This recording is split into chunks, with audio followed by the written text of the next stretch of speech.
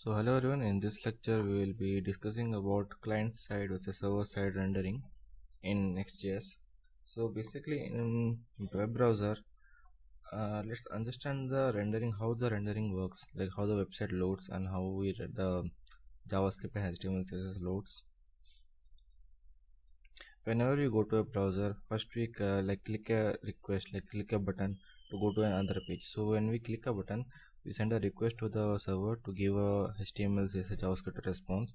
So server sends a request, a response from the server side, and we get a response in our browser that to go to the next page and load a HTML CSS JavaScript or anything which is there in your code. It get loads in the next page. Like just for example, I'm telling you.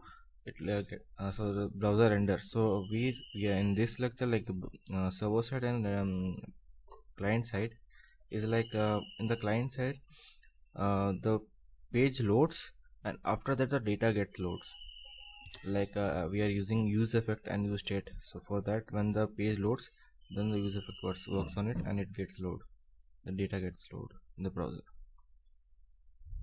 The server side, the data get load first, then the page loads, because the initial data will be load, then the page will be rendered. It's help us to for the SEO optimization, like for the blog page and all. You can see the load time and SEO implementation which I said. So main here the disadvantage I can say for the server side is we can't access the use state or use effect hooks on that part, and also some on click and on channel button also we can initiate in the server side component, because it is only thing is we're loading the data initially, we're not performing any JavaScript there. And you can also not get over to the document or Windows functionality, but thing is we get smaller and better performance for that. The client side we get all the functionalities of hooks like use effect, use state, and also we just main thing is you can increase the JS to the JavaScript bundle size actually for that.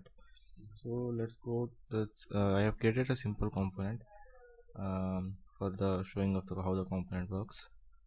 So this is the client side where we are using use effect and use state. Here we have initially when the user effect we are running when the page loads, and we are getting a fetch, we are calling a fetch for this API call, and API call is just getting some random data, and then after that we are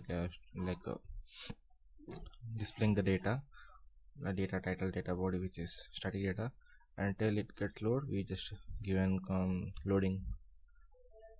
And in the server side, first we load this function, then after that we load the component of the file. Like first we initially load the data in this functionality, get server side props.